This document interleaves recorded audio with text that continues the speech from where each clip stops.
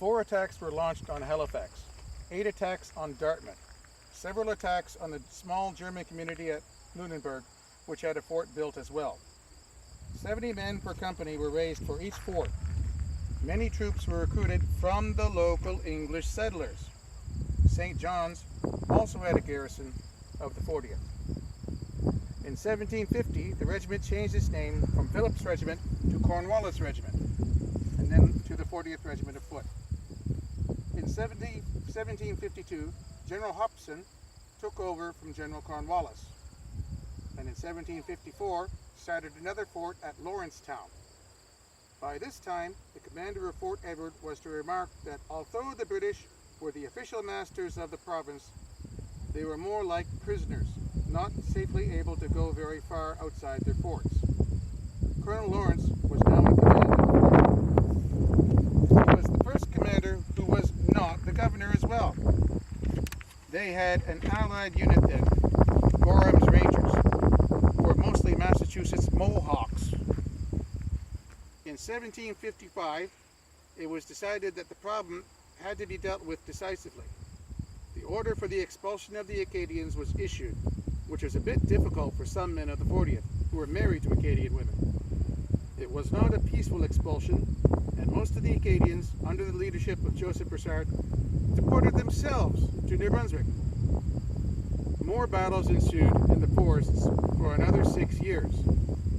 Fort Beausejour was taken in 1755, along with the troublemaking Ladoutre. Broussard and Cope fought on, though.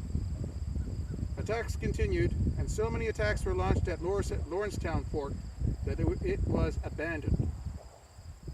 In 1757, the 43rd Regiment of Foot relieved the 40th at Fort Anne. The troops were then stationed in Halifax. In 1758, it was part of the forces that took the fortress of Louisbourg.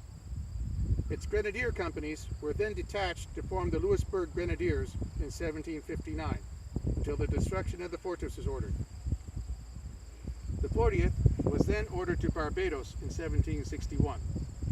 It took part in the Battle of Havana in 1762. It returned to Annapolis Royal in 1763. It was sent to Ireland in 1767, and this was the first time in the regiment's history that it served on British soil.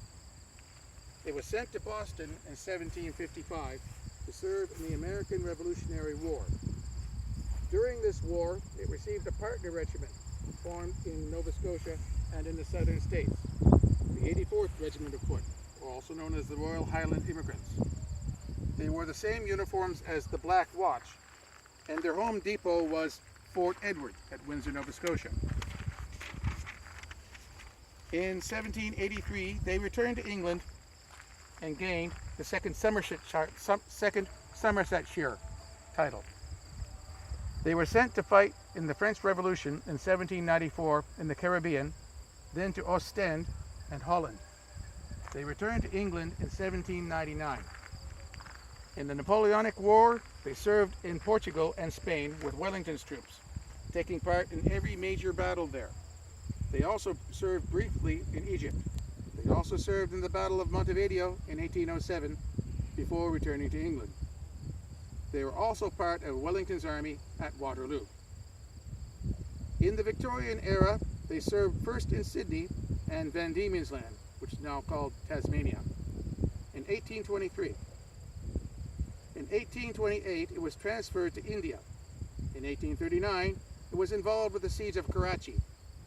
On their way to Afghanistan in 1841 at Quetta, they had the worst outbreak of disease in records, and was then known as the most diseased army unit in British Army history. It arrived in Kandahar in 1841 and fought with distinction in the First Anglo-Afghan War. They returned to India in 1843 and then back to England in 1845. It was sent again to Australia in 1852 and suppressed the Eureka Rebellion in 1854. In the 1860s, it fought in the New Zealand Wars. It returned to England in 1866, but was sent to India again in 1872. As part of the Caldwell reforms of the 1870s, it was united with the 82nd Regiment of Foot, who are also known as the Prince of Wales Volunteers, in Peninsula Barracks, Warrington, England.